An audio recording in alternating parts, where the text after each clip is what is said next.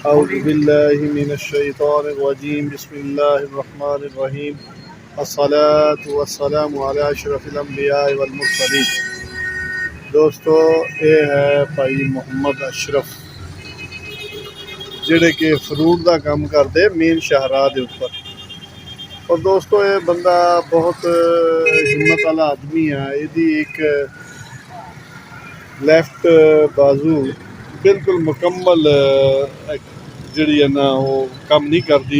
Polio की वजह तो जिहड़ा ना जी बिल्कुल मुकम्मल कमज़ोर है। इहनूं जिद्दां कोई इहदे विच वो नहीं है।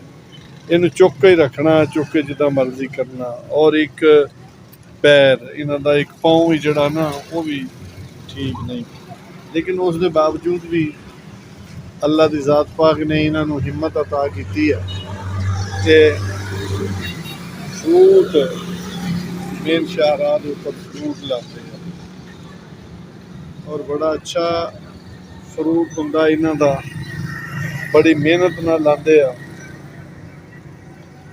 और सारा दिन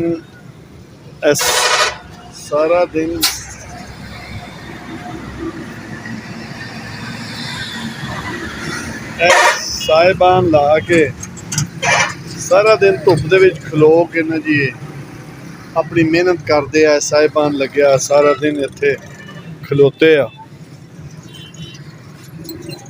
अल्लाह पाक ने इन्हों हिम्मत अता की है कि ये बड़ी अपनी हक हलाल दी रोज़ी करके खाते हैं। और दूसरी गल यह है कि इन्हों का बड़ा फेर जिहा इन्होंने अपना धंधा मजदूरी का रेड़िया। और इन्हों का बिजनेस ना जी भाई जी इस तरह का फेयर जिहा है कि तुसी अपनी मर्जी ने तोल लो जिन्ना चाहिए है। इन्हों का तकड़ी वट्टा पिया ये कोई इन्हों का वो नहीं भी बेईमानी वाला हिसाब। तुसी आप ही पा लो तोल लवो भाई। इन्हों के पैसे आप ही इन्हों की जेब के पा दो या इन्होंने पकड़ा दो। एक बाजू इन्हों का काम करता है, बाजू बिल्कुल नहीं काम करता। एक इन्हों का पाँव भी नहीं काम करता। इन्हों का जनरल मैनेजर है कह लो जी। इन्हों का बच्चा एक रखा जोड़ा तोल के तो सारा दिन इतने जर धुप दे विच खड़े होकर सारा दिन मेहनत करते हैं, मजदूरी करते हैं। अल्लाह पाक इन्हों की मेहनत बरकत अता फरमाए। इन्हें छोटा जिहा बच्चा रखा है जी। ये बच्चा जोड़ा ना ये सिर्फ तोल के देने वास्ते ये छोटा जिहा बच्चा इहदे नाल है, क्योंकि बेचारा नहीं ये अपने कम कर सकता है इस काबल। बहरल बड़ा हौसला जवां इस बंदे का हक हलाल दी खाण वास्ते इहदी तको दो। नहीं तो लोग तो छोटी जी मजदूरी ने भी बहुत कुछ बना लेंदे आ, पर साडे माशरे का हिस्सा जी। ते अल्लाह पाक सब नूं अपनी हिफ्ज़ च रखे, सानू एक दूसरे का ख्याल रखने की तौफीक देवे जी। असी ये हिस्सा असी पाया, असी जरूर ये लवांगे। ते ये जड़ा ना जी असी भी जड़ा इन्हां दे कोलों लिता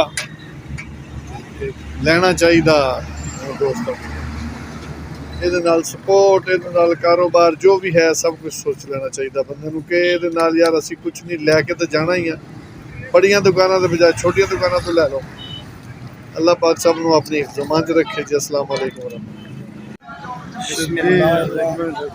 शदीद धुप दे विच भाई मुहम्मद अशरफ बैठे हैं जी। ये बेचारे मेहनत बड़ी खूब करते हैं अपना अपने बच्चों का पेट पालने वास्ते। अल्लाह पाक इन्हां दी रोज़ी च बरकत अता फरमाए। इन्हां नूं पुछदे हैं भी तुहाडा किद्दां निज़ाम चलदा जी। भाई मुहम्मद अशरफ किद्दां तुहाडा जी? औज़ु बिल्लाहि मिनश शैतानिर रजीम बिस्मिल्लाहिर रहमानिर रहीम। सारी दिहाड़ी ते धुप दे विच खलो के ते बच्चों का पेट पालने वास्ते अपने खलोए दे कारोबार करने वास्ते एक आदमी रखा है कारोबार उन्होंने सौदा तोल के देने वास्ते। मैं बाजू तो भी कमज़ोर हाँ तो लत्त तो भी कमज़ोर हाँ। बेशुक्र अल्लाह ते अलहमदुलिल्लाह कोई रोटी रब दी जिहड़ी कि साडे किस्मत दी सानू मिलती है। फिर भी मकरूज़ आ असी आड़तियां दे हो जाते हैं। मेहरबानी करके कुछ साढ़े को फ्रूट खरीदिया करो, मेहरबानी करो। बड़ी मेहरबानी होगी आपकी। वो दोस्तों भाई मोहम्मद अशरफ का कहना है कि अल्लाह अल्लाह की जात पाक का शुक्र है, अल्लाह की जात पाक सानू हक हलाल दी दे रही आ कि बंदा जड़ा ना जी बड़ा हौसले वाला और कोशिश करता है कि मैं मेहनत दी करा, किसी के हथ ना फैलावां। ते उस दे बावजूद कहता यार कि दोस्तां नूं ये मैसेज आ भी साडे कोल आके ਉਹੀ ਫਰੂਟ ਸਾਡੇ ਕੋਲ ਹੁੰਦਾ, ਉਹੀ ਫਰੂਟ ਦੂਸਰੇ ਲੋਕਾਂ ਕੋਲ ਹੁੰਦਾ। ਤੇ ਚਲੋ ਸਾਡੇ ਕੋਲੋਂ ਉਹੀ ਰੇਟ ਵੀ ਕੋਈ ਪੈਸੇ ਕਮ ਹੀ ਹੁੰਦਾ।